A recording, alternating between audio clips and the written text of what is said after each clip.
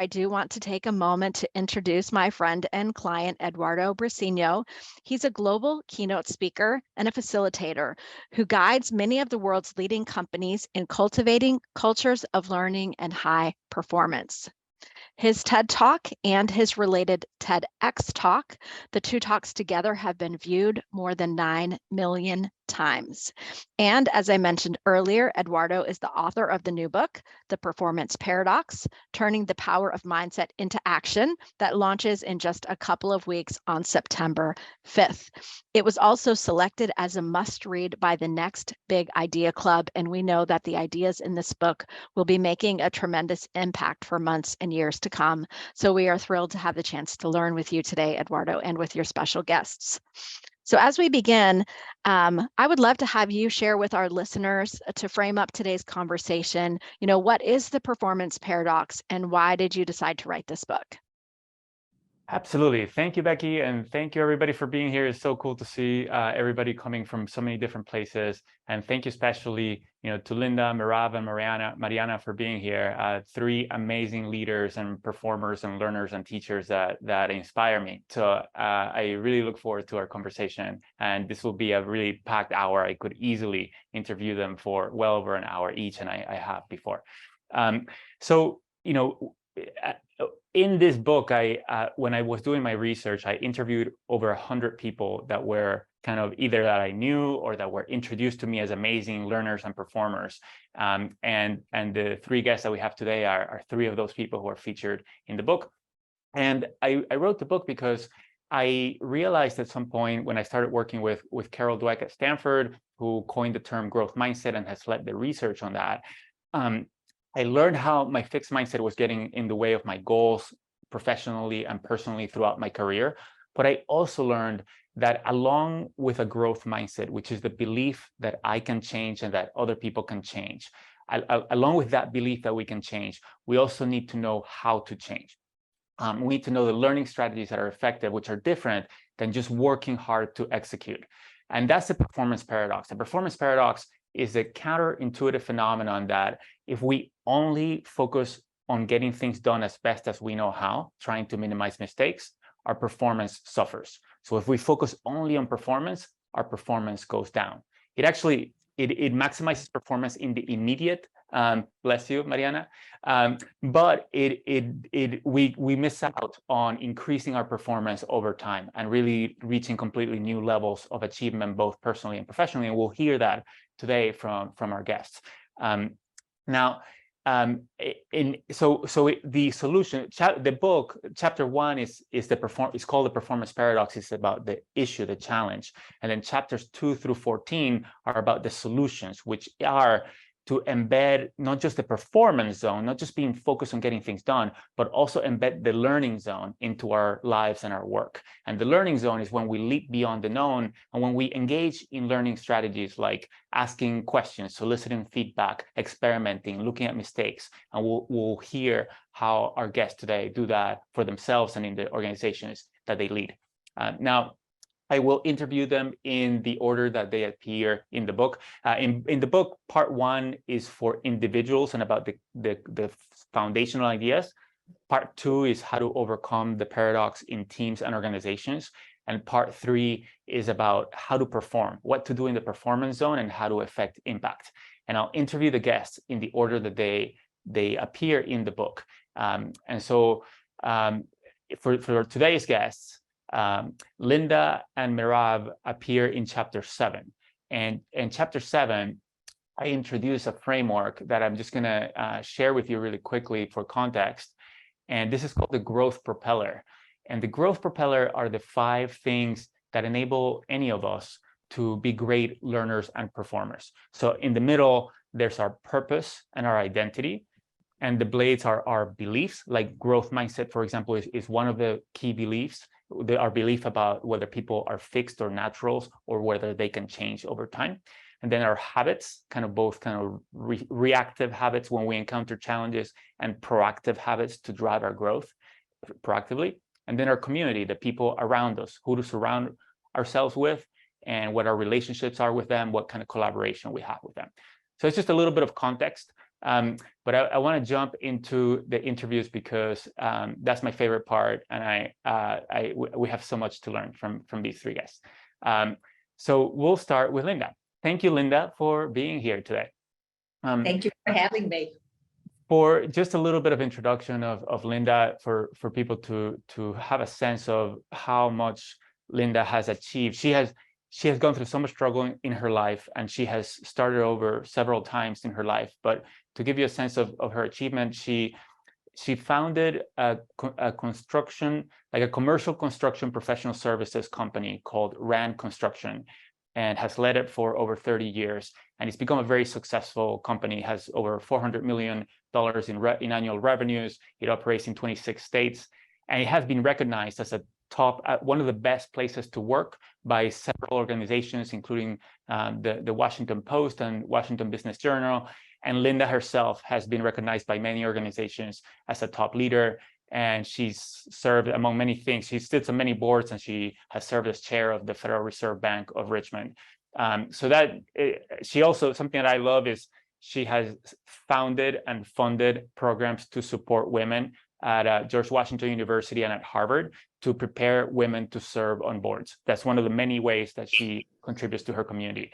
But you know, sometimes when we look at people who, whether they're great performers in sports or in the performance arts or business leaders like Linda, we only see their achievements, right? And that can give us a sense that people were naturals, right? That Linda is like that because that's how she was born, and that can foster a fixed mindset. But what we'll have the opportunity to do today is to look at the process, right? What are some of the things just a little bit, because we don't have a lot of time, but what are some of the things that Linda has done throughout her career to really develop herself and to achieve such extraordinary success? So Linda, I wanted to start you. Your parents were very important to you. They were great parents. Your dad was a German immigrant. Your mother was an Italian immigrant, and you've learned a lot from them. Your dad had two kind of principles that he always evoked and that resonated with you, and I think you have kind of lived them throughout your life and continue to. What were those two principles? So my father came to this country in 1925 when he didn't like what was going on in Germany, and he was going to be a doctor. He was going to go to medical school, but he actually went to engineering school and ended up with 18 patents in automotive engineering. So he was very precise. And on weekends, he would take me around to, he worked for Chrysler Corporation. He'd take me around to the vendors, people who were doing work for Chrysler. And he'd say, you see this? This is 5/8 of an inch off. Good enough is never good enough. You can never be 5/8 of an inch off.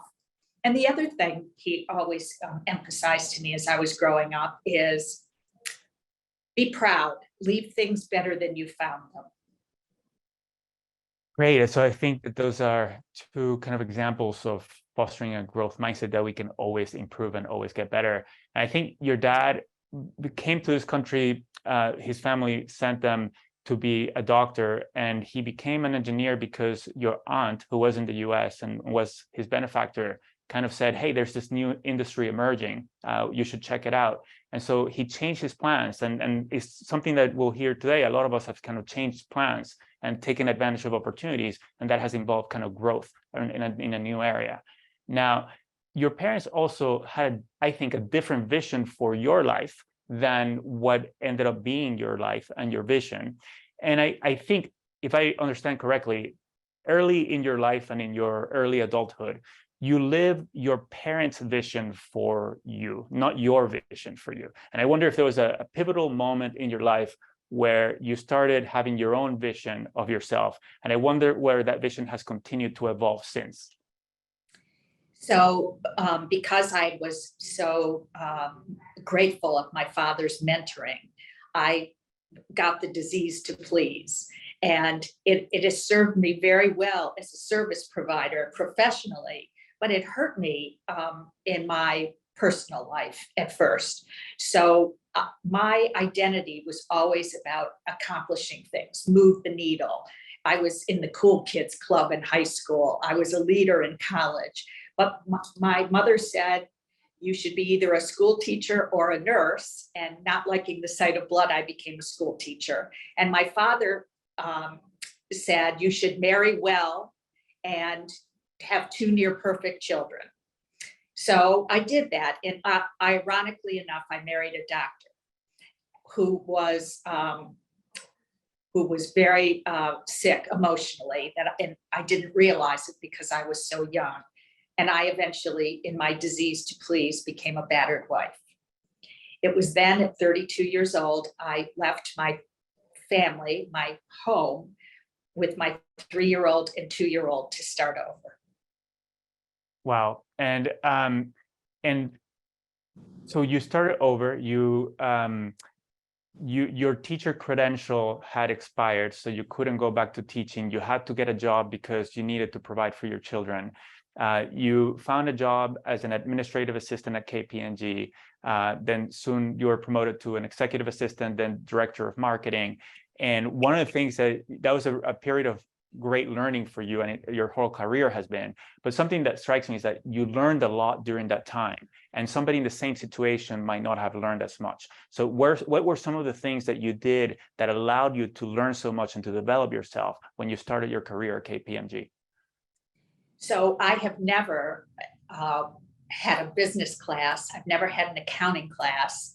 I sit on corporate boards, and I had to learn everything myself. So the teacher, I taught school for 3 years, English and American history, had to become the student.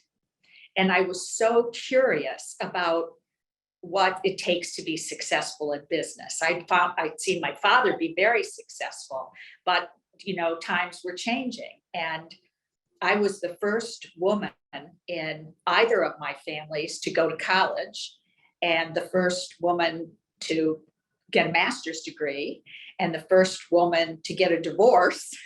And so I had a lot of firsts. And what I did at KPMG was I really watched the masters. It was like an MBA for me. I was so curious about what makes people successful, because they were all smart, but they didn't all rise up through the ranks.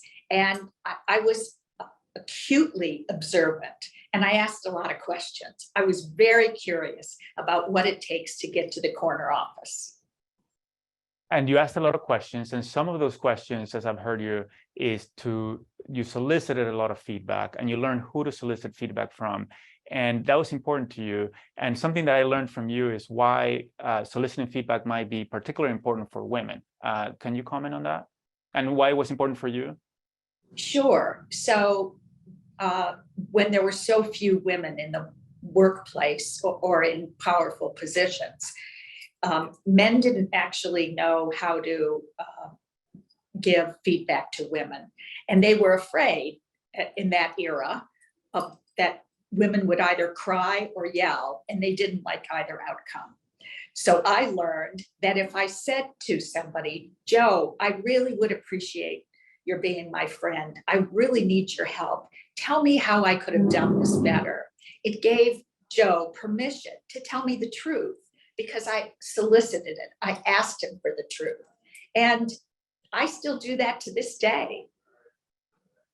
That's fantastic. And it is something that I consistently see with top performers, people very skilled, like everybody here today, soliciting feedback all the time. So I ask people to think about, are you soliciting feedback all the time? Now, last question I have for you is, your mother was extremely good at developing her social networks, and that's something that you learned from her. And one of the ways that you have applied that is you put together a group of women, 27 years ago, that was originally 6 women. Now I think it's about 18. You meet about once a quarter, and that's become important to you and to the members of that group. So what are kinds of things you do when you get together, and why is that network of women important to you and to the other members? So 26 years ago, or actually 38 years ago, when I started my first construction company, I had no female mentors. There were no women in commercial real estate who were successful. And by 26 years ago, there were some women who were starting to come up in the commercial real estate world. And my best friend and I decided we were going to get these women together and we were going to teach each other how to mentor each other. We were going to give advice. We were going to get advice. We were going to help each other personally. We were going to help each other professionally. And we were going to be a group that learned from each other, supported each other, and helped each other grow personally and professionally. To this day, at the holiday party, I make everyone go around the table and say what they have been grateful for that somebody at that table did for them and what they did to help someone else. Fantastic. And I know that one of the many things that people have contributed to you in that group was when you got breast cancer, you know, they took amazing care of you. They drove you, they stayed with you, they cooked, you know, they brought you food the next day. And that's just one example of how, you know, you support one another. Thank you so much, Linda. I look forward to continuing the conversation afterwards when the four of us are together. But thank you for being here, and we'll continue the conversation. I'm going to ask everybody here today to actually answer a question on the chat window. And the chat window is, the question is, if I could get better at anything, what would I improve? Whether personally or professionally, what would that be for you if you could improve anything? And that's for everybody who is attending. Oh, I put this into the host window. So let me put it for everyone. I'm going to put the question here. If I could get better at anything, what would I improve? How to handle conflict, writing skills, public speaking, goal setting, empathy, focus, leading, not managing, journaling, conversation skills. Awesome. So what I want you to think about as we go about this session, and from what you heard from Linda, is, are you regularly engaging in the learning zone with regards to that? Like if it's calmness or connecting or not pleasing everyone all the time, what are you doing other than just doing, right? And just continuing to get things done in order to get better at that? Because the performance paradox is that if we just focus on getting things done, we won't improve. That actually does work when we are novices and just starting out, but then we stagnate once we become proficient. And you heard from Linda what kinds of things she does, right? Like soliciting feedback, like putting together that network of women, and many other things that she does to lead in her organization and to lead a culture of learning, which we'll get into with Meirav. So Meirav, welcome. To introduce Meirav, she is the founder and CEO of Versatile, which is also in the construction industry. It's a construction technology industry, and they use artificial intelligence to get information. They have one of their products is they have a device that goes on the hooks of cranes, and this device can look at the entire job sites, get lots of information, and use that information to make sites more efficient and safer for people. So she started in 2016, and the effectiveness of the product and their solution has enabled them to raise over $100 million. It's a super high growth company, and we'll talk about some of that. And one thing that Meirav shares with Linda and with Mariana is that at some points they have all been teachers. And I think that great leaders are great teachers, right? Because they help their people develop. And these women have happened to have some experience in classrooms as well. So Meirav, welcome. Thank you for being here.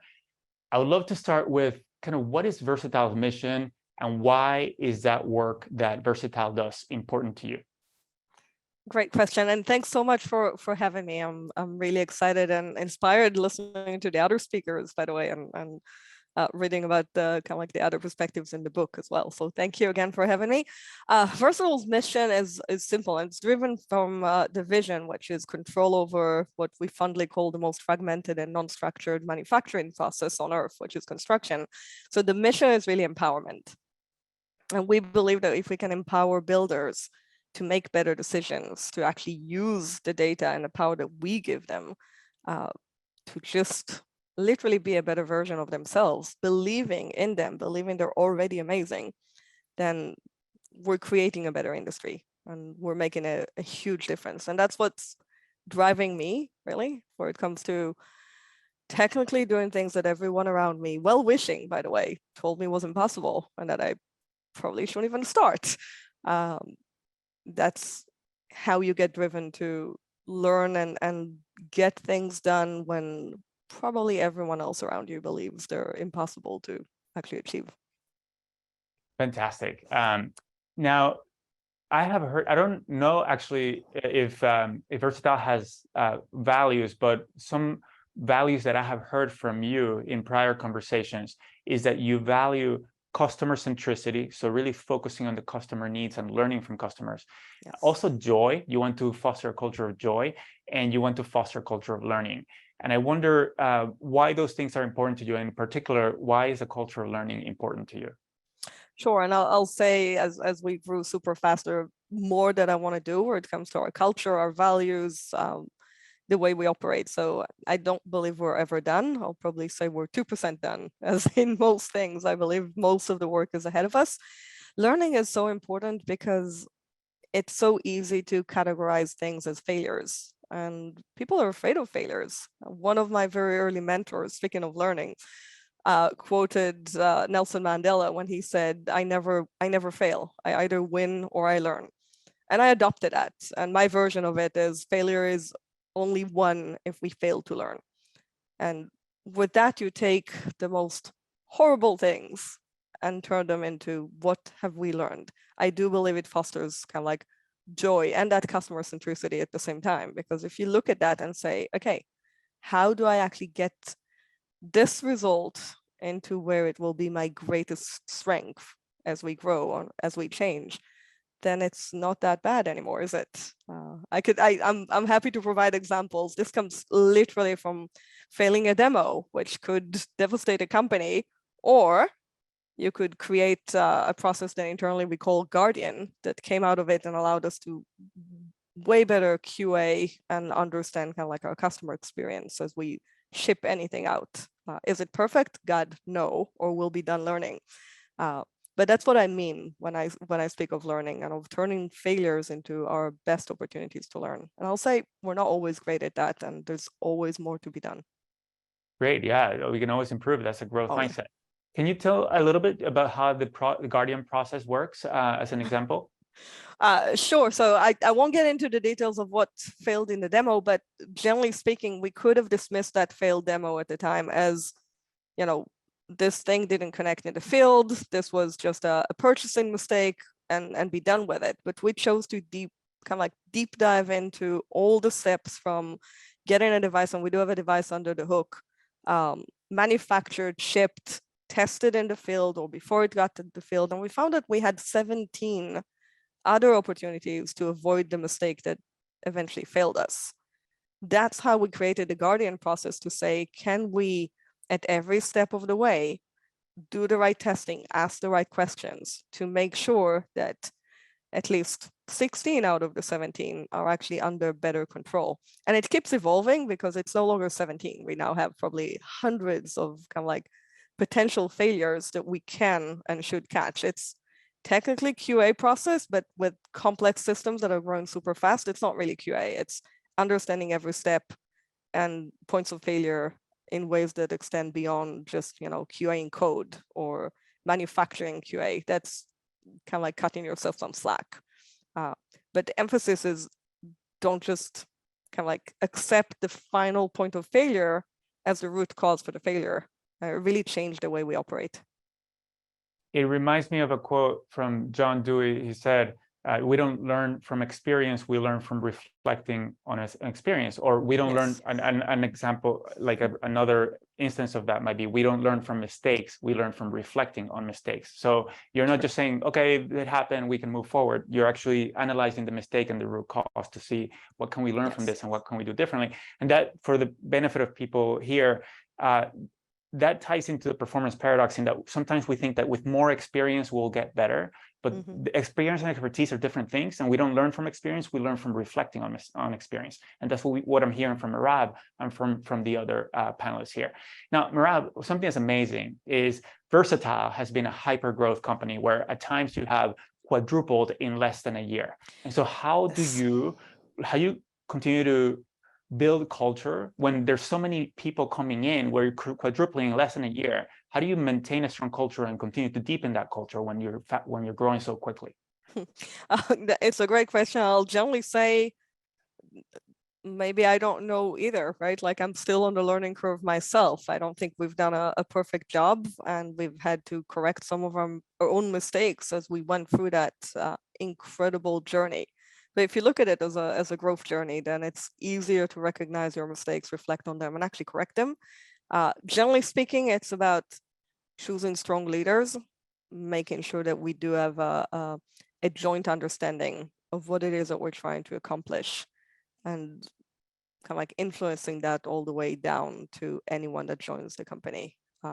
Strong values definitely help. As I said, like we're still a relatively young company. We're still working on that and what that really should look like. But I have my sets that are extremely well established. And again, it needs to trickle into the rest of the leadership.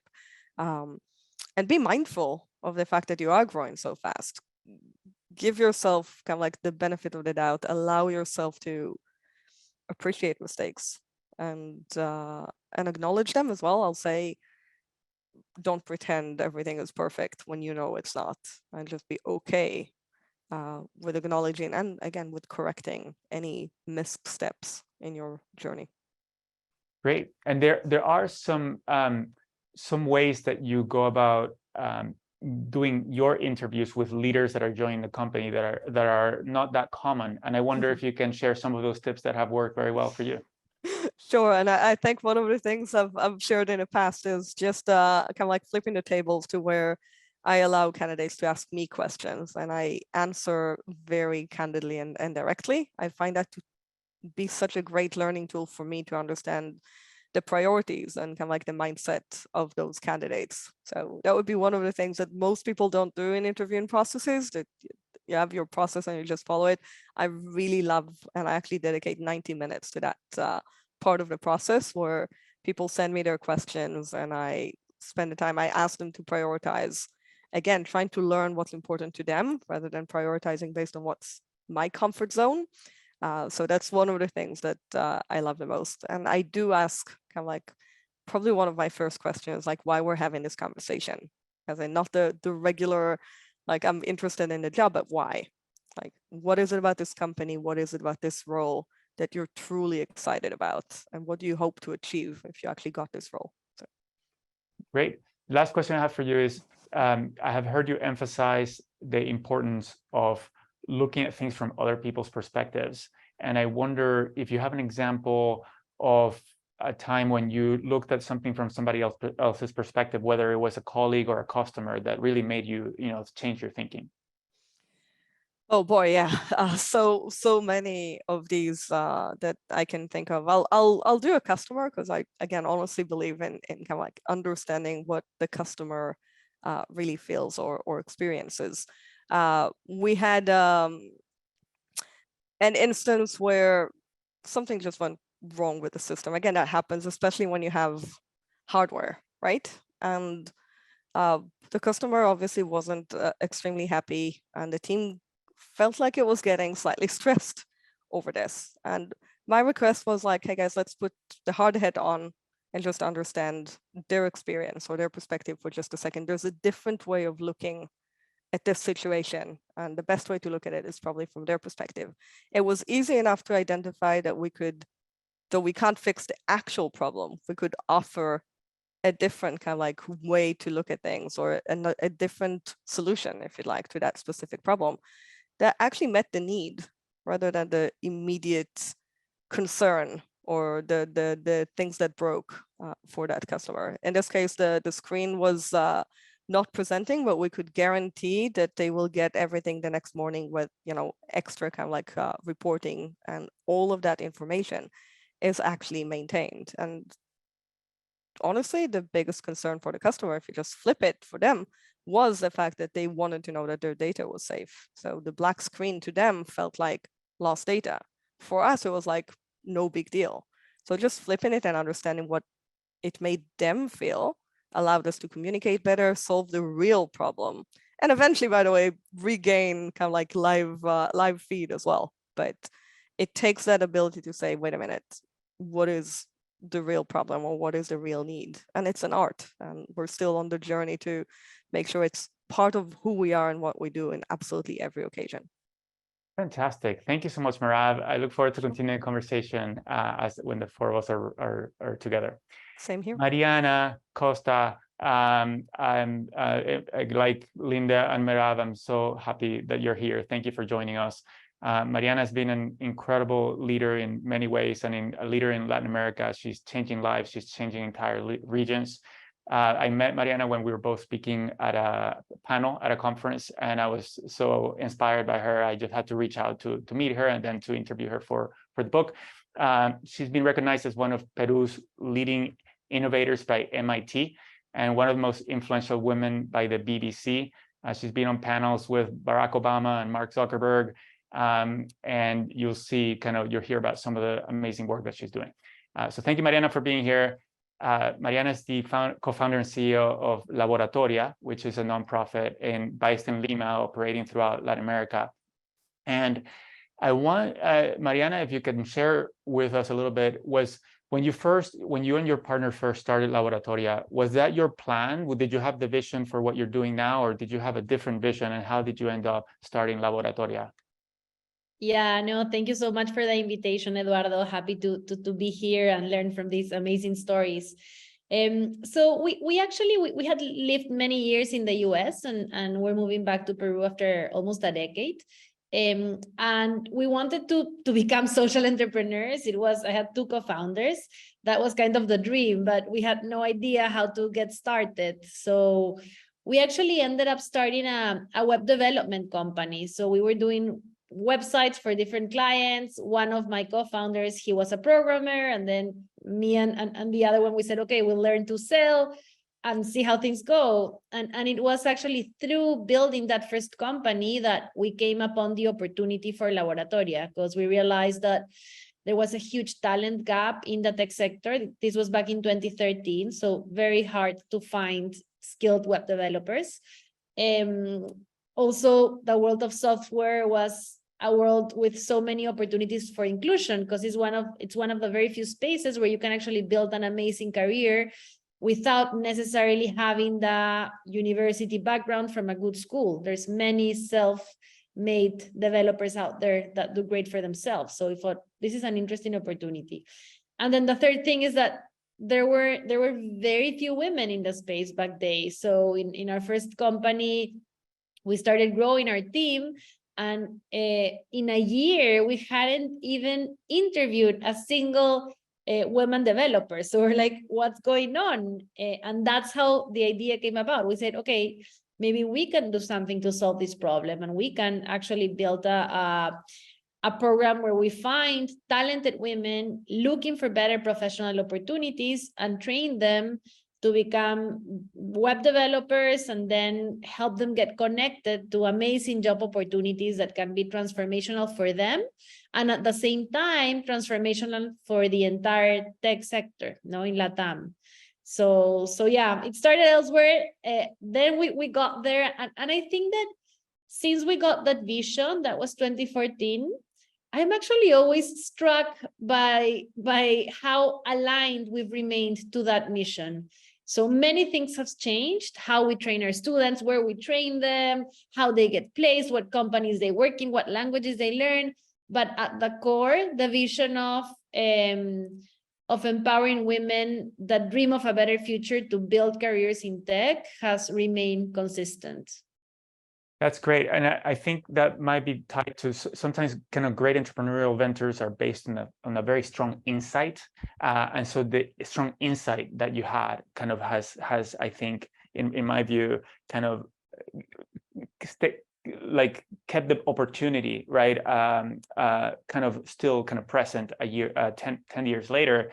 At the same time, you've started recently Laboratoria Plus, which is to develop women. So I also see you kind of continuing to evolve and expand the work. I don't know if you would agree with that. Yeah. So yeah, it's going to be 10 years since we started in 2024.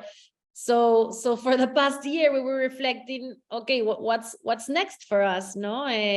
Laboratoria has its plans to continue growing and to continue staying at the forefront of innovation. but we also felt there was space to do more. So we launched a new venture. It's called Laboratoria Plus. And it's interesting because it's kind of a continuation to Laboratoria. Our work has been very focused on accompanying women to start careers in tech. And we started thinking, and what about help them grow in those careers? No, so we took that insight. That's okay, I get my first job, that's amazing. 3-4 years down the line, how do I get to a leadership role? And what's the type of support that I need to continue growing and moving in that career path that I aspire to? So Laboratoria Plus is more of a professional development community for women. Then we also realized, okay, the challenge of growing in our careers, once we are in that mid-career phase, it's not only in tech, it's actually in every industry and every sector. So we've opened it to serve women across the board. And it's women that share first that ambition, in the right sense of the word, of thinking, I want to grow to a leadership role. I think I can do that. And we're trying to develop a community where they can find all they need to get there, the connections, the network, the skills, build the mindsets, the support system to go on and hopefully grow into leadership roles, and in that way grow their influence. And at the same time, through them, we want to be part of building a Latin America that has many, many more women in senior leadership roles across every industry. Now, I want to point out to everybody here that I've been in Silicon Valley since 2000, on and off. I also spent a little time in Texas and in Mexico, but there was, for a long time, the assumption that hiring developers was really hard. And so companies just competed against each other for the same set of developers, and they just performed, as best as they could and as best as they knew how. And so it was really hard for them to hire the developers they wanted. It was very expensive. And what I see in Mariana and her colleagues is like, they said, okay, like, what if we leap into the learning zone? What if we can try to find a way to help bring more women and develop women to enter this? And just to talk a little bit about the outcomes of Laboratoria, the core program is a 6-month boot camp.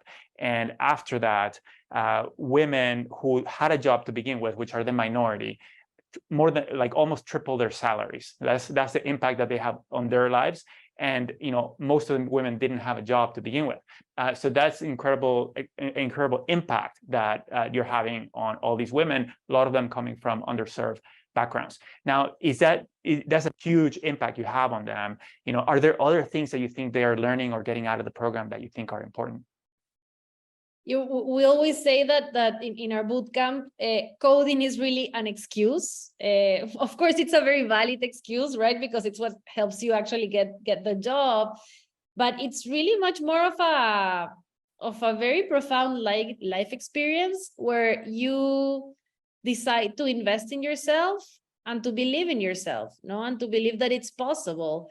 And that means it's a pretty challenging experience in many ways, and that's woven in how they learn the technical skills. There's no formal classes. It's a lot of self-learning, a lot of community learning, a lot of reflection. So it's a program that really pushes you, but it pushes you from a place of empathy and trust. It's a culture where every single one of our students can be themselves fully. And they come from very diverse backgrounds, but they are all working hard towards the same goal, which is not to learn to code. It's really to go out and build the future that they want for themselves and for their families.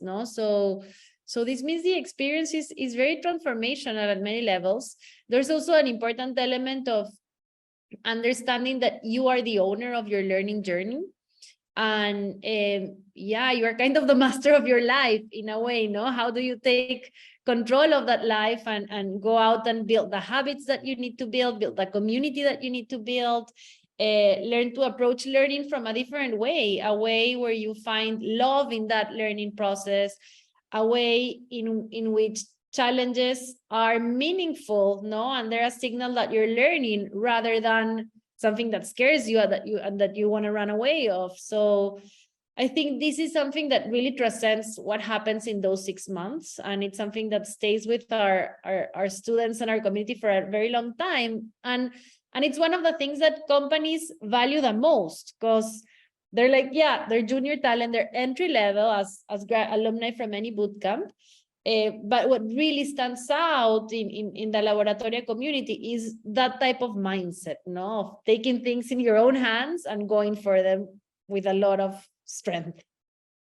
And the program is designed that way. You designed it with kind of design thinking principles and iteration, and it's not an instructor talking at the students taking notes. It's like a project-based learning approach where people from the beginning are working on projects and figuring out what they need to learn in order to get that project done, which is preparing them, as you're saying, for how they can act in the workplace to continue to improve throughout their lives. Now, the staff at Laboratoria, and this is my last question for you, also are learners and always continuing to improve the program. So how are some of the ways that you go about continuing to improve everything you do?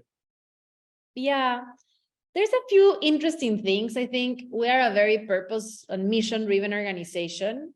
And our number one value as an organization is that our students are the reason why Laboratoria exists, right? They're the center. And that means that the people that we attract and the people that we hire are people that first are genuinely committed to the success of our students. And that's something that our students feel from day one, no? And when you feel that this person on the other end of the line truly wants the best for me, that also fosters an environment that promotes learning in so many ways. And then the other thing I would point out is that we have a very strong culture of designing with our students, getting feedback on a almost daily, weekly basis from our students on what's working, what is not working, what should we be doing differently, what can we try that suits you better. And they are actively part of that process. And I think that means that they feel the bootcamp very, like they own it as well. No, it's not only, oh, this other institution that is building all the rules and I'm just here and need to comply.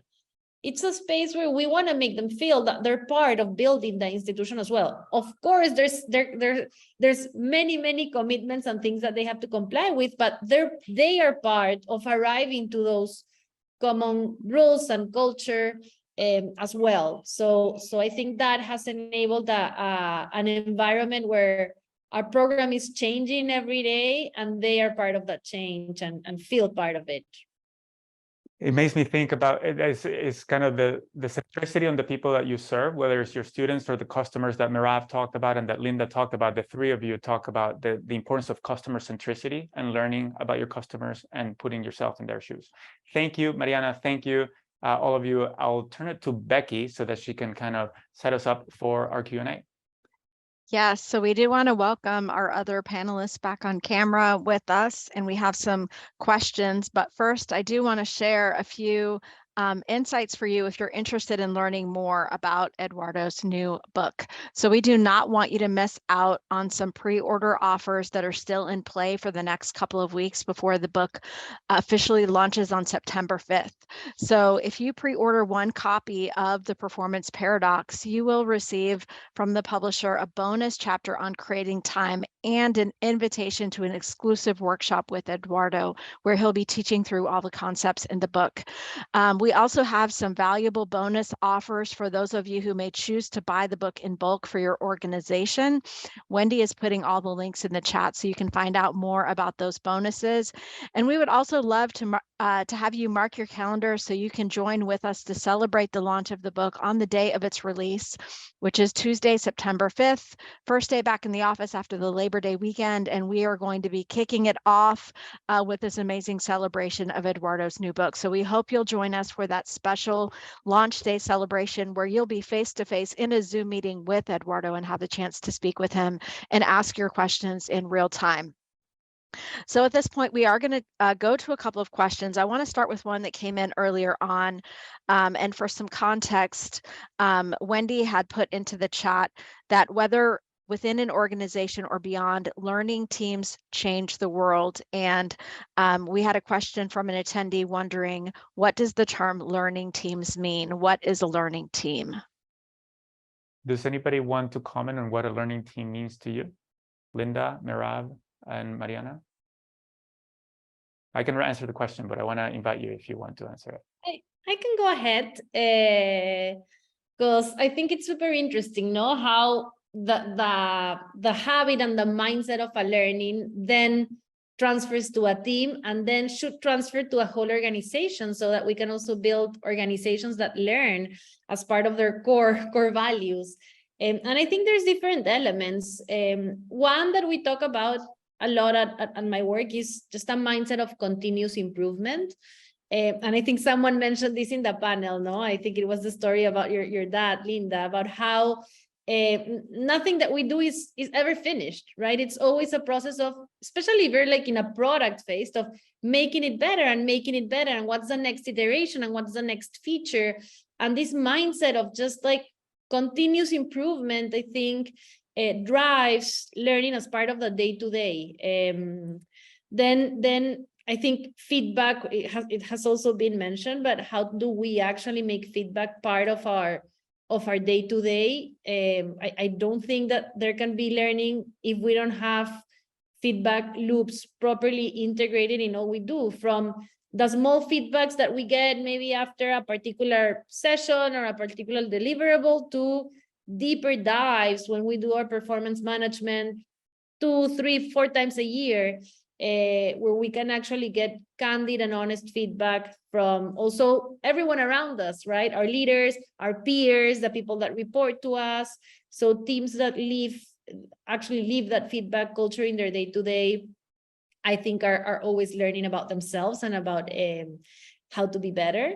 And then maybe the last thing I would say is just, this is something that now I'm feeling a lot, like having fun while you're working. I think it's also a huge driver of learning. The fact that you enjoy the work that you're doing, what you're creating, what you're building, what you learn from this experiment or the other, that you feel that you're getting better as a team. I think that means that we enjoy the work that we do, and inherently, when you are enjoying yourself and trying new things, you're learning as well. So I would also point that out. That's fantastic. Thank you, Mariana. And we can kind of move to the next question so that we can answer more questions. But I just want to add that when people learn about the difference between the learning zone and the performance zone, most people realize, oh, I'm just spending all my time performing and I'm missing out on improving. But some people get the reverse. They realize, oh my God, I'm spending all my time learning and I'm not performing enough and I'm not contributing or getting enough done. And I just want to acknowledge that a learning team is not about just learning. It's about also performing and getting things done and increasing performance over time, because we care, right? Because we want to have that impact on our students or in our customers. And so a learning team is just a reminder that in order to get things done and continue to improve over time and deepen our relationships, get to know each other better, we need to also engage in learning, not just performing. Becky, do we have another question? I do have a question. I'm wondering, Eduardo, referencing what you've just been speaking about balancing, we have to learn and we have to perform. What's your best advice if one of our attendees today is getting stuck in the performance paradox and only performing? What can we do to break free from that belief that we have to keep pleasing or we have to keep getting better and performing all the time instead of learning? Linda, do you want to comment on that? Or I can if you don't want to. Let's see. You comment first, and then I'll comment. Okay, sounds good. And Meirav, do you want to comment? I want to give you the opportunity to. Once again, I would probably love to hear kind of like your comments first, and Okay. happy to chime in. Sounds good.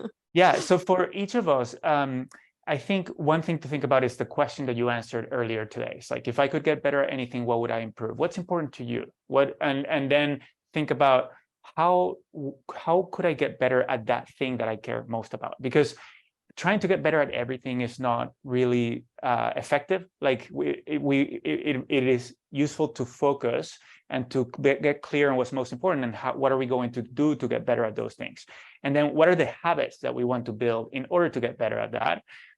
Trying to find something to get started, trying to get something that's easy and frequent rather than something that's hard and infrequent. So you're building the habit. And so a suggestion I have is to clarify, how do I want to engage in the learning zone all the time, ideally every day, and remind yourself of what that is every morning. So if you're reminding yourself of what that is, neurons are firing together, so they're going to be wiring together more. You're going to start thinking about this more and more automatically and easily.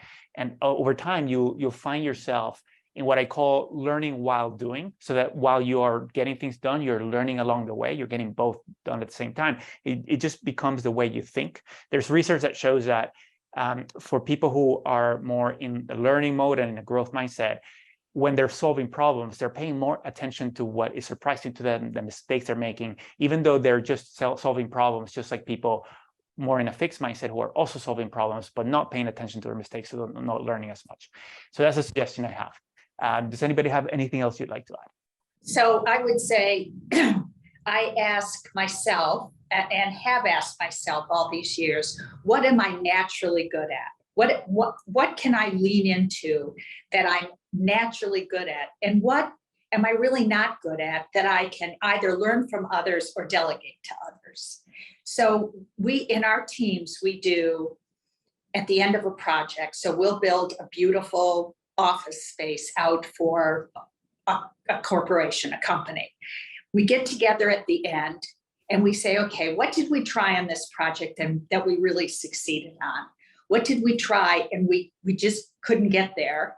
What are the lessons learned? And what are we going to take to the next project?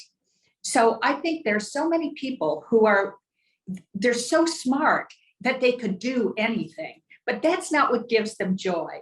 And what gives each of us the most joy is by doing what we're naturally good at and leaning into it and being honest with ourselves, having a true, honest conversation about our goals and our desires.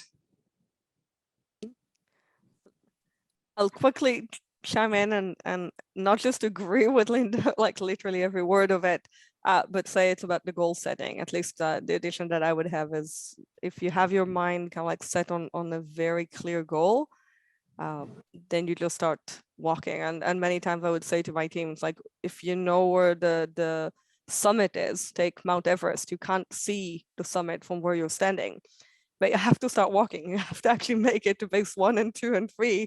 And that's kind of like that constant improvement or that constant learning. Instead of being afraid of the summit and the fact that you can't see it, just start walking, but never get stuck with like, my shoe hurts, I don't have enough sunscreen, do we have enough water? Just start walking, right? And I love that analogy because you really can't see the summit if you're climbing from where you start. You never can. Thank you. Yeah, and when people think about goals, think about kind of performance goals. What do you want to achieve? But also learning goals. What do you want to kind of learn and get better at over time? And as Linda said, if we can think about what gives us joy and what we want to become great at, and also what do we want to delegate? How do we want to collaborate with others?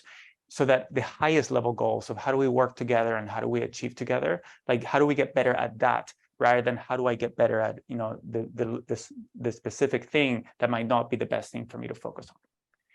Becky, do you want to do another one, or? I'm going to take one more. So there's a question here from Allison, and she's wondering, Linda, if you could please say more about how you use the learning zone to shift away from the tendency to please others to being a strong female business leader. And if I could, I have a question too that I want to add on for you, Linda. You talked about doing those things that we're naturally good at. And I'm curious how you discovered which ones were yours, because I heard you say that you never took a business class or an accounting class. So how did you discover those things that were your true strengths?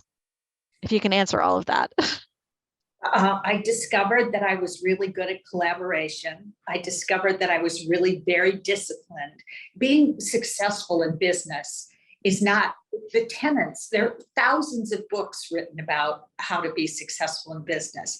It's not that you can't figure out how to be successful. It's the discipline of doing it. And as Eduardo said, getting up every morning and thinking about what you need to do and doing it day after day until it doesn't work, and then finding another way to do it. And I realized that I was just very strategic. I could think in ways that other people weren't thinking. They would say the problem was over here, and I'd say, no, the problem is really over there. And then I'd end up leading the organization. So the disease to please is really wonderful as long as you allow yourself to have your own voice. And I had to find my own voice. What was my voice? How did I want to project myself to the world? And how did I want the world to see me? What were the things that were really valuable to me, that I really valued as I was living my life? And so when I got breast cancer, I decided then that I was going to live the rest of my life, not knowing how long it was, with as few regrets as possible. And I would challenge everyone to think about that and what you need to learn and what you need to do and how you need to comport yourself in order to have the fewest regrets possible and live a life really well spent. Thank you, Linda. That's beautiful. And you reminded me a couple of things when you were talking. One of the things that you do in the morning is you spend about an hour reading, and you share those things with other people who you think could benefit from that or find it interesting. You talked about how you're perceived in the world, and one of the moments in your life where that kind of changed for you is you were a successful leader, and you were with other CEOs. And you got feedback saying, hey, Linda, I keep hearing from you that you are the underdog, but you're not the underdog anymore. It's coming across as inauthentic. You're super successful. And that was a big aha moment for you. Were saying, wow, like I always had this idea of being the little engine that could and that drove me, that motivated me, but now that's coming across as inauthentic. So now I need to really own my success. And so how we are perceived in the world, what our identity is, what our view of ourselves is, whether it is as an underdog or then an executive or now like a mentor and a contributor to others, is about evolving in our lives, as you all have done and continue to do and continue to support so many people in doing, including the people in your organizations and in other organizations. I am so inspired by the three of you, and thank you so much for being here today, because it's such a gift to be able, I mean, we can read these stories in the book, but it's so special to be able to listen and to go dive deeper with you in real time. So thank you for that. It makes me want to go back and read those sections of the book again. So as we're wrapping up today, we want to make sure that you also have the links to the very special offers for a pre-order of one book, that bonus chapter on creating time, and a special invitation to an exclusive workshop with Eduardo.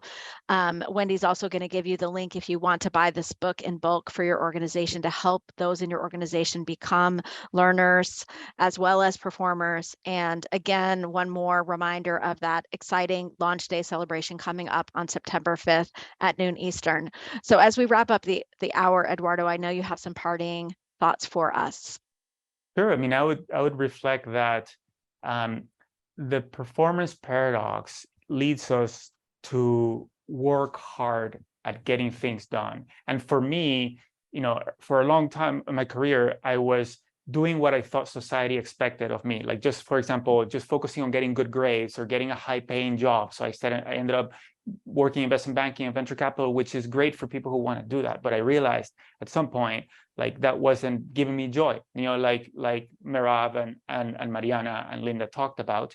And it wasn't, I didn't feel like I was contributing to other people. I thought, like, if I worked in that job or not, great companies like Meirav's were going to be funded, whether I was there or not. So what was I actually doing for other people?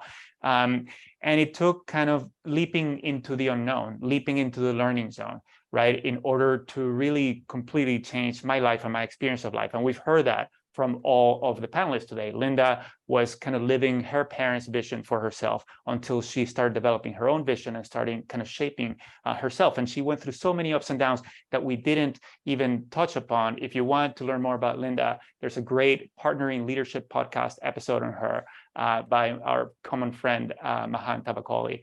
We heard from Meirav. I mean, she was working in the corporate world before she started Versatile, and that was a leap into the unknown to see, you know, she saw an opportunity to make job sites safer and more efficient.